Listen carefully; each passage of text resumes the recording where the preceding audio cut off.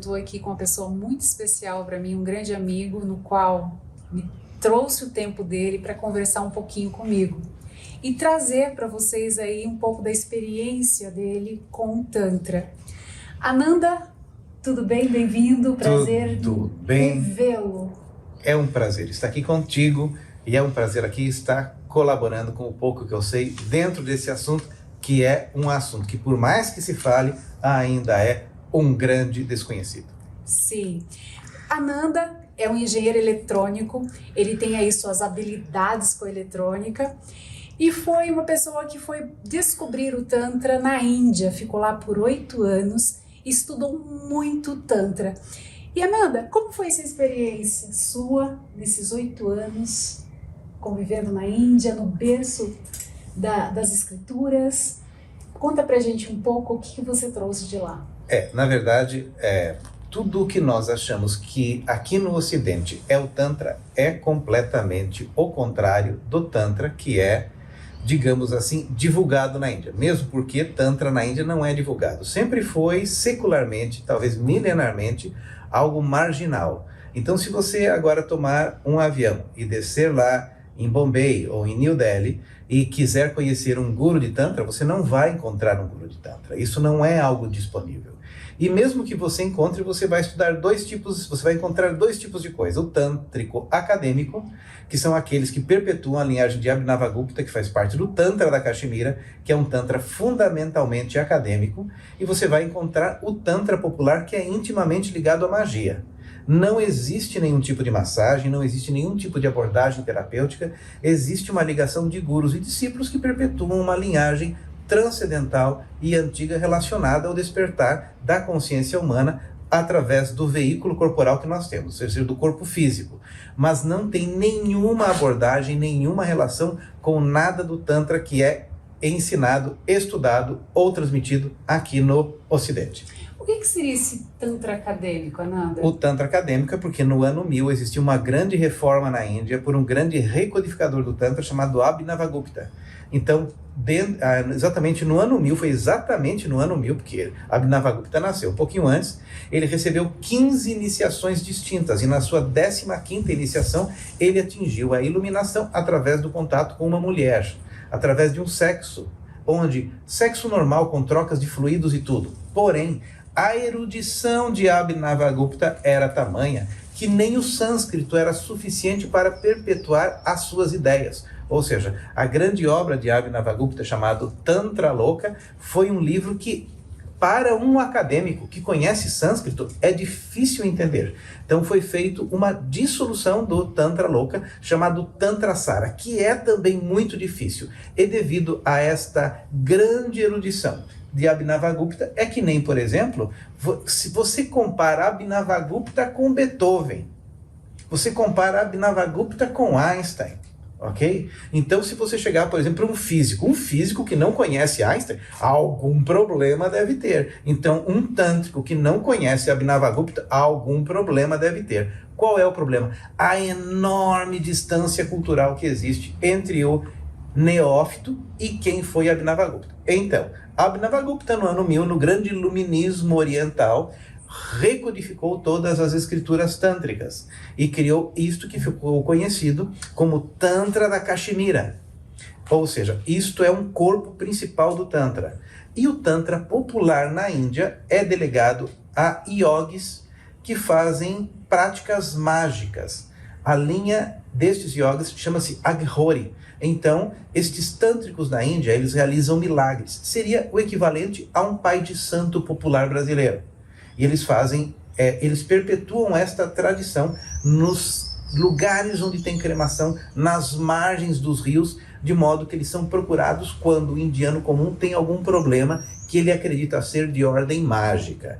Então não tem nenhuma ligação com nada daquilo que aqui no Ocidente nós entendemos como Tantra. É a mesma coisa, por exemplo, você for para Paris, numa boulangerie toda chiquetésima, e fala assim, o que é isso aqui?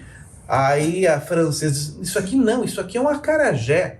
Você que é brasileiro vai olhar para aquilo e falar assim, não, mas isso não é um acarajé, eu sou do Brasil, tenho certeza que não é acarajé. É a mesma coisa que o indiano, ao chegar aqui e pesquisar o que é o Tantra, ele vai olhar para isso aqui e falar assim, mas isto não é Tantra? Então eu pergunto, quem tem razão? O cara que nasceu lá ou as pessoas aqui do Ocidente que fizeram uma apropriação cultural?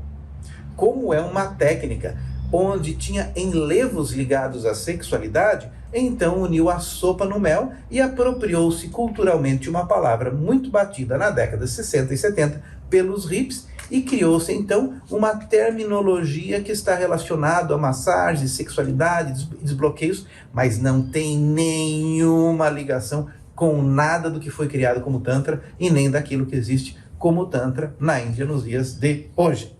E me conta um pouquinho sobre a Maituna, o ritual sagrado. Então, a outra coisa que precisa ser entendida é o seguinte, o Maituna, ele era um ritual que é um dos pontos do Panchamakara. Panchamakara significa 5 M's e Maituna começa com M. Maituna era um ritual através do qual você tinha um contato com pessoas de castas distintas, porque um dos grandes tabus da Índia antiga era você tocar naquele que não era pertencente a uma mesma casta que você ou a uma casta parecida. Então, na verdade, um ritual de Maituna é um ritual de quebra de tabu que não serve para o Ocidente, porque no Ocidente não tem esta divisão de castas, portanto não tem nenhum tabu a ser quebrado. Este Maituna, ele não era feito sozinho, isoladamente. Não tem nada a ver com sexo tântrico. Ele era um ritual onde o indivíduo fazia o contato com 5 M's. Matsya, Mamsya, Madhya, Maituna e Mudra, que é a ingestão de carne, a ingestão de vinho, a ingestão de um cereal tostado, Maituna e peixe, que eram tabus para o hinduísta. Este ritual tinha por objetivo fazer com que o indivíduo quebrasse os tabus que eram os limitantes de sua consciência.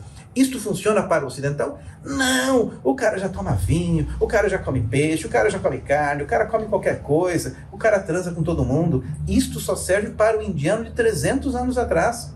Ou seja, o Maituna, como foi trazido para cá, que é uma questão de sexo tântrico, na verdade era um contato intercastas, para quebrar esse tabu. E não dá para ser traduzido aqui no Ocidente como um sexo onde você liga um incensinho, você acende uma velinha, você põe um pano com Ganesha atrás de você. Isto é, no mínimo, ridículo. Então as pessoas passam por um grande ridículo ao tentar copiar alguma coisa sem nem saber o que estão fazendo. Amanda, se eu fosse trocar esse ritual Maituna para um desenvolvimento humano, aqui para nós, né, que temos uma outra Sim. cultura, somos gerações de outro momento. Sim.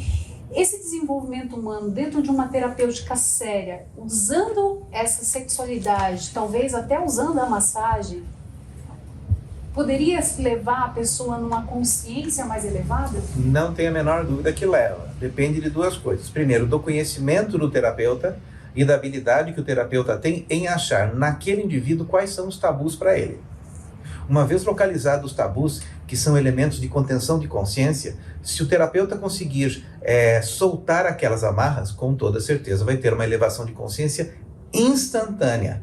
Um dos grandes pontos relacionados com o Tantra é que os processos eles são sentidos instantaneamente. Diferentemente, por exemplo, de uma condição freudiana, onde você vai precisar sentar no divã e falar sobre toda a sua vida, os problemas com seu pai, os problemas com a sua mãe, e papapá, durante 10 anos. Dentro de uma terapêutica tântrica, você consegue instantaneamente, porque nós estamos mexendo com todos os níveis do ser ao mesmo tempo. Sim, quando você fala tabu, eu poderia pensar tabu, crenças, traumas... Isso, crenças hábitos, limitantes, sim. Vícios. Tudo. Posso colocar tudo isso no pacote? Tudo no mesmo caldeirão. Só que aí você precisa olhar, aí o terapeuta tem que ter duas coisas. Primeiro, já ter desbloqueado isto nele. E segundo, ter a habilidade empática de sentir qual é a questão do indivíduo. Porque muitas vezes a narrativa é contrária, é muito diferente do problema real. Muitas vezes a narrativa que o paciente traz é muito diferente de onde existe o nó. Porque se ele soubesse onde está o nó, ele já estaria refazendo aquilo. Então, para que isso aconteça, é necessário que o terapeuta já tenha caminhado por tudo isso, já tenha se libertado de todos esses padrões e travas, porque é que nem, por exemplo, um guia turístico. Um guia turístico só pode levar alguém a um lugar que ele já foi. E a mesma coisa, um terapeuta só pode conduzir um paciente a um lugar que ele já visitou e tenha pleno reconhecimento de tudo. O que eu vejo, né, muitas pessoas que fizeram curso de massagem e usam o nome Tantra, né, porque eu acredito que Tantra vende muito bem, né? Vende bem. Ele tem condição de fazer todo esse caminho? Na maior parte das vezes não, porque ele faz uma massagem tântrica comercial. No fundo, ele faz uma massagem erótica e chama esta massagem erótica de tântrica, que pode funcionar para algumas pessoas, mas não tem nada a ver com Tantra. Eu concordo com isso, porque eu falo não tem nada errado, né? Tem nada não errado. Tem aquela coisa Não, certa ou imagina. errado ou coisa assim. Mas eu acredito que um profissional para se intitular profissional que trabalha com Tantra, eu não gosto de usar a palavra Tantra porque eu acho que é um desenvolvimento da sexualidade hoje para essa consciência contemporânea. Ninguém vive naquela cultura mais. Não. Aquilo às vezes não faz mais nem sentido para esse homem de Exatamente. hoje. Então o que eu vejo? As pessoas deveriam buscar profissionais habilitados, né, na área da psique, que tenham a ferramenta de desenvolvimento para conduzir esse paciente nessa sensação física, né? Porque muitas pessoas perderam até a sensação do orgasmo, nunca sentiram o orgasmo. Então eu acredito que um profissional que vem trabalhar esse corpo e trazer esse poder novamente do orgasmo, isso é transformador, é um passo. Mas para chegar a desbloquear esse orgasmo, aí é um trabalho que não eu falo, tem que cavucar mais profundo, não é simplesmente numa massagem. E o que eu observo, Ananda, às vezes, contatos, pessoas que procuram e falam assim, olha, mas eu fiz uma massagem tântrica, tinha contato corporal.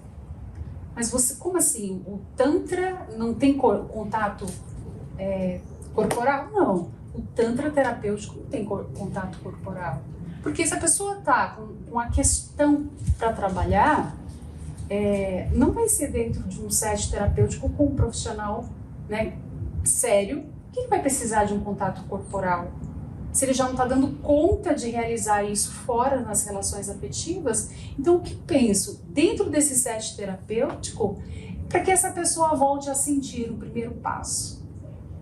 Sim. E levar esse contato corporal para uma relação afetiva dela. E aí sim se preparar para esse tantra lá fora, não dentro de um set terapêutico no qual precisa se interagir com o terapeuta. Então eu vejo assim muita confusão porque muitos terapeutas interagem e quando você fala de terapêutica tântrica, mas como assim? Não tem interação? Você trabalha com roupa? E me fala um pouquinho disso, da sua experiência quando você atendeu. Então, é a mesma coisa. Quando você vai até um médico, você não precisa ficar questionando para o médico o remédio que ele vai dar. Quem estudou é ele, quem fez a formação é ele quem sabe o que precisa ministrar para aquele paciente. Então o paciente não tem direito de ficar exigindo ou escolhendo absolutamente nada, porque parte do pressuposto que o médico tem condição e formação para tal. A grande questão é que tudo que diz respeito ao Tantra foi confundido, intencionalmente ou não, e isto é um outro assunto, por profissionais do sexo, que acabaram por bagunçar e criar grandes equívocos dentro dessa questão relacionada com o Tantra. O Tantra fundamenta-se em energia. O Tantra se fundamenta em energia e consciência e trabalho corporal. Isso o Tantra do ponto de vista de terapia. Então quem tem condição de avaliar o que o seu paciente / cliente precisa é o terapeuta. O cliente só tem condição de ficar quieto, respirar e receber passivamente o campo energético da sessão, porque mais do que isso não está no alcance e nem no domínio de quem se predispõe a ser um paciente. Via de regra, essas pessoas elas estão numa relação de controle e pouco abertas para uma mudança real. São, na verdade, curiosos. E eu poderia dizer que essas pessoas, às vezes, elas se mascaram, tipo assim, eu não vou procurar um sexo, eu estou procurando um terapeuta tântrico, mas eu gostaria de receber uma massagem dessa forma, porque não tem coragem de, talvez, dizer, não, eu procuro um sexo. Também existe muita máscara, muita sombra e muito fetiche por conta disso. E o terapeuta precisa ter muita habilidade de lidar com todas essas variáveis. E tudo isso existe. A maior parte dos que buscam esta terapia tântrica são imbuídos de todas essas sombras e máscaras, infelizmente. E me diz um pouquinho, hoje existe uma questão, né? O que é sexo e o que é sexualidade? Você poderia falar um pouquinho para nós da sua experiência? Então, sexo nós podemos entender, claro que aqui a gente vai pegar a definição do Aurélio, mas a gente pode dizer que o sexo ele está relacionado ao contato sexual mesmo, contato fisiológico, físico, interpenetrativo até, que acontece em toda a natureza com todos os seres. É isso que permite a procriação e desenvolvimento de todas as espécies, no reino vegetal, no reino dos humanos e em tudo. Em tudo. Então, isso é relacionado à perpetuação da espécie. Agora, a sexualidade, ele está relacionado a um enlevo magnético que existe independentemente do contato físico, da cópula física. É uma energia da vida. A energia da vida é sumamente sexualizada. Não existe vida se não existir a sexualidade em todos os sentidos. E é por isso que as flores, elas são belas para atrair, por exemplo, aquele inseto que vai criar polinização. É por isso que os animais, eles se manifestam de uma forma mais bela, que alguns têm plumagens, ou eles desenvolvem um atrativo magnético, porque esse magnetismo é o que sustenta a própria vida. Então a sexualidade é a energia que sustenta a própria vida. Sem ela, não existe vida. Então, quando o indivíduo identifica o seu lugar dentro deste planeta, dentro da sua existência, quando ele assume a sua verdadeira identidade, ele se torna um ser mais magnético. E como um ser magnético, ele sabe expressar a sua sexualidade sem precisar copiar nada de ninguém, sem precisar seguir um estereótipo específico, e esse magnetismo é a própria cura do ser. Nossa, adorei isso. Maravilhoso. Mas é assim o esquema. Muito bom, muito boa a explicação. Então a sexualidade, ela é a energia que move tudo neste planeta, tudo no universo. Até um fio elétrico que faz acender uma lâmpada, você tem polos distintos que estão se relacionando, se transformando em alguma outra coisa. Então, quando você bloqueia a emanação da sua sexualidade, você está bloqueando a sua própria libido, que é a energia da vida. Você está se anulando, você está se deprimindo, você está se desanimando, ficando desânima, sem alma. Ou seja, a manifestação da alma, a manifestação anímica é magnética e puramente sexualizada. Ou seja, anular ou comprimir ou reprimir a sua sexualidade é você ir apagando-se gradualmente como uma vela que vai se definhando. Ou seja, a busca da própria iluminação do ser enquanto indivíduo, enquanto ser manifestado aqui, é a busca da sua própria experiência da sexualidade. Do seu ponto de vista, por que as pessoas estão tão apagadas hoje? As pessoas vão se apagando na medida em que elas vão se comparando umas com as outras e parando de estabelecer uma conexão com elas mesmas. O grande mal do século XXI que nós estamos agora é o excesso de comparação, porque no momento em que você se compara, você se anula. E as pessoas, elas vão se anulando e se apagando pelo excesso de comparação. E hoje em dia as redes sociais permitem uma quantidade de comparação absurda em poucos minutos. Em poucos minutos você inconscientemente você está ali se comparando com com um número muito grande de pessoas não se achando boa o suficiente e se apagando psicologicamente a cada comparação que você faz. Mas nós não fomos estimulados na escola a competir, a nos comparar com o outro? O tempo todo nós fomos na escola tendo que tirar uma nota para competir com o parceiro, quem tem a nota melhor, papapá. As pessoas na escola aprendem a competir e depois não querem ter guerra no mundo. É um absurdo isso tudo, ok? A grande questão é que o sistema vive do desequilíbrio humano, porque uma pessoa muito equilibrada não compra tanto nada, ela não consome. O ser muito equilibrado se basta. E o ser muito equilibrado que se basta não alimenta a cadeia de consumo do sustento das forças do planeta terrestre aqui. Então, intencionalmente, criou-se seres muito doentes. E esses seres muito doentes vão precisar um dia buscar uma ajuda para se reencontrar. E tudo que diz respeito ao Tantra, nós temos que são elementos de encontro muito rápidos. sistemáticos e diretos ao ponto. Porque o grande problema do ser humano é a falta de poder da expressão da sua sexualidade. Mas aí que tá a trava, Nanda. Aí que tá a trava. Aí que tá a trava. É a Sim. pulsão da vida. É a pulsão da vida. Tá travada, a pessoa não sabe nem por onde começar. Nem por onde começar, nem por onde terminar.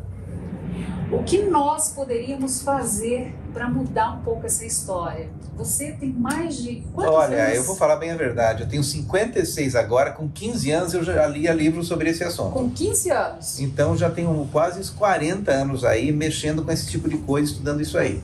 A grande questão é que muitas vezes uma terapeuta massagista já resolve um pouquinho, porque para aquele indivíduo chegar até aquela terapeuta, ele já passou por um monte de obstáculos, um monte de tabus. Então não dá para a gente julgar nada.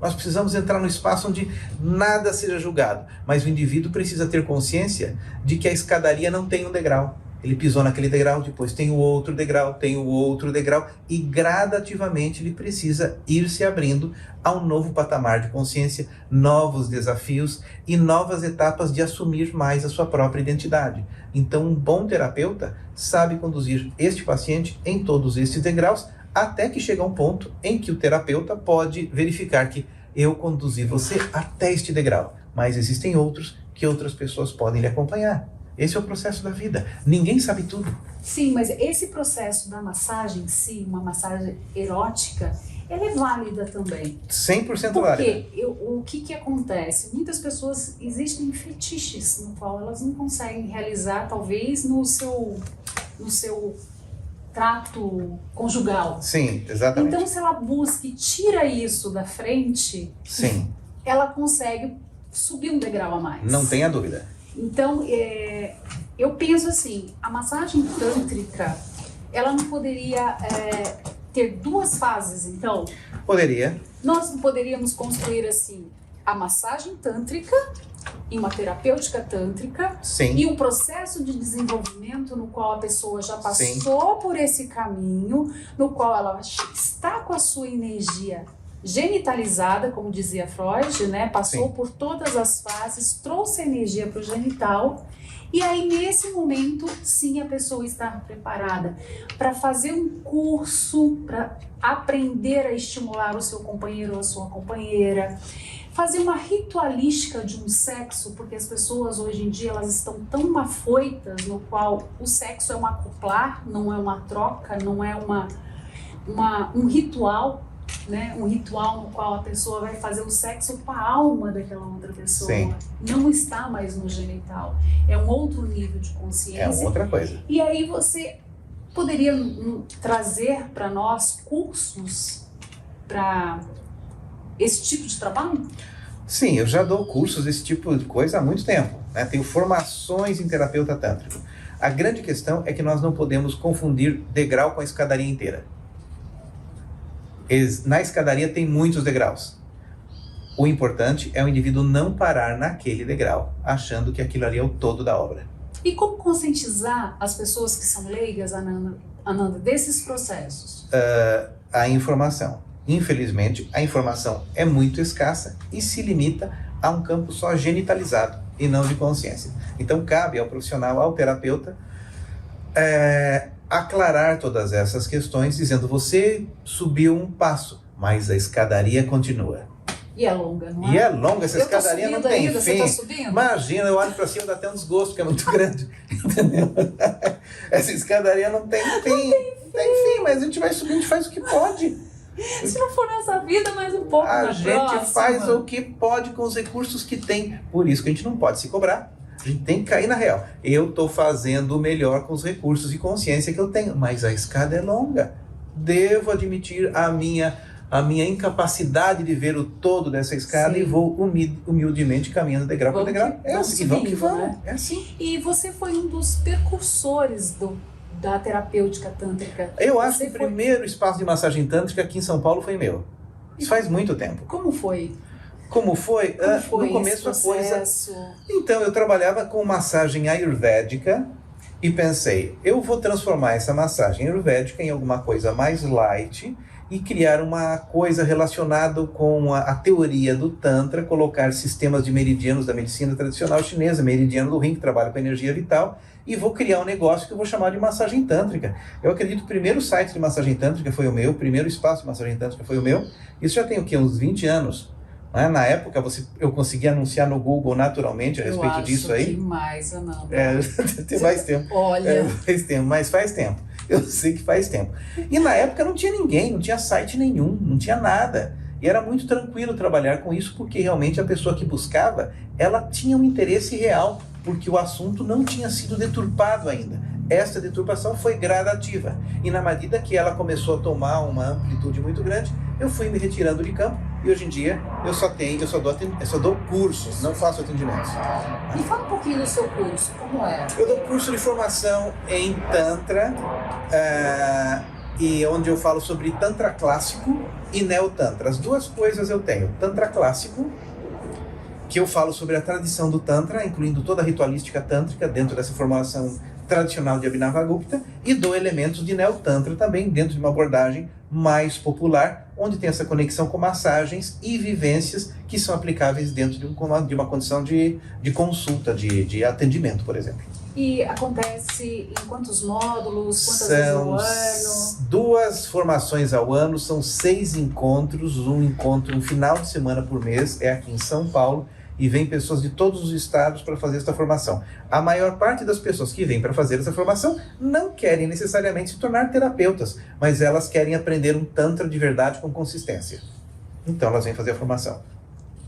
Você falou que há 20 anos atrás não se falava de Tantra, né? Não sabia o pessoal não sabia o que era Tantra, e você trouxe a massagem tântrica. Eu inventei. Você inventou. Inventei, que não existia. Não existia. Porque eu fazia massagem ayurvédica. Fazia massagem... Esse treco tá gravando, né? Tudo bem. Eu fazia massagem ayurvédica. Aí eu pensei, vou inventar um negócio mais light. Inventei um negócio de massagem tântrica. Mas a massagem tântrica é light, Amanda? Perto da ayurvédica, sim. Para a pessoa fazer uma formação em massagem ayurvédica é muita coisa. A formação da ayurvédica. E a aplicação também, é muito hardcore aquilo. Massagem ayurvédica é muito hardcore, difícil de aprender. Você precisa aprender anatomia, fisiologia, você precisa atender tecidos, articulações, manobras, óleos, os pós que se usa dentro do Ayurveda. É muita coisa, aquilo é muito chato, demorava muito. Pensei, vou fazer um negócio mais lightzinho. Sim, mais prático. Mais prático. Mais trabalhoso. Trabalhoso no sentido da busca do cliente, a consciência. Sim, é outra história. Sim. O buscador, o cliente, tem um outro perfil diferente. Então é muito mais fácil trabalhar com o perfil do cliente que busca massagem ayurvédica do que aquele que busca massagem tântrica. Mas a yoga, quando ela veio para o Brasil também, as pessoas não sabiam o que era yoga, né, Ananda? Não. Demorou bastante essa conscientização do yoga, e hoje eu acho que quase todas as pessoas algum dia já praticaram uma aula de yoga. Exato. Será que um tempo, essa consciência realmente do que é essa energia sexual, né, que os profissionais, dentro da sua proposta da massagem tântrica, se colocam ali a trabalhar com essa energia sexual, será que isso não vai ficar uma coisa mais clara? Aos poucos as pessoas não vão ter mais consciência? Sim, eu acredito que sim. Se bem que existem pessoas que não vão ter nunca consciência porque elas não buscam ter consciência. Isso é sim. Isso é fato. Agora, existe um grupo de pessoas que buscam esta consciência, e não tenha a menor dúvida que o objetivo nosso aqui é criar essa iluminação, é criar essa conscientização para que essas pessoas que busquem realmente encontrem informação. E acho que isso está acontecendo. Eu tenho uma frase que eu gosto bastante, né?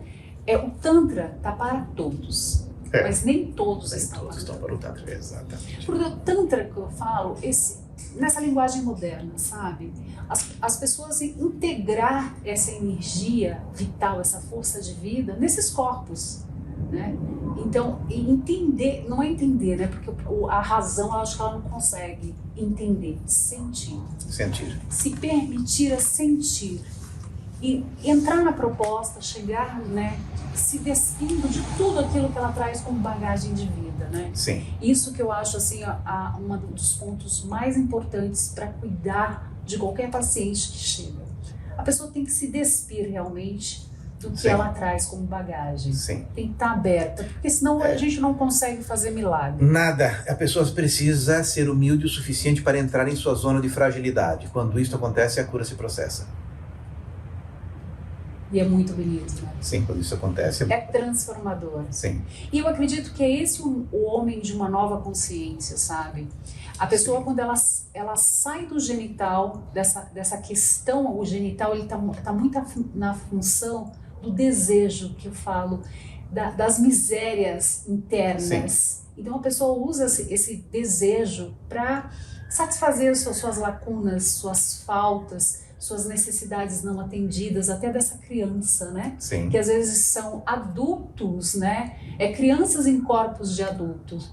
Então, uma terapêutica bem trabalhada, desenvolvendo essa sexualidade, trabalhando sim o genital, a massagem, eu acredito assim que é uma ferramenta poderosíssima para uma transformação no homem.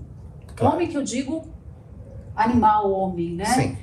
Então, assim, sinto muita falta, né, desse encontro nosso, desse papo. Eu acho que tem uns 5 anos que a gente não se encontra. Nós nos encontramos há 5 anos, exatamente. A última vez faz 5 anos. 5 anos. E vamos ver se a gente não fica tanto tempo assim. Vamos nessa, sim. E vamos fazer coisas para que a gente possa transmitir informação a quem está buscando. Eu vou contar com você. Estamos nessa. Juntos? Claro. Que bom.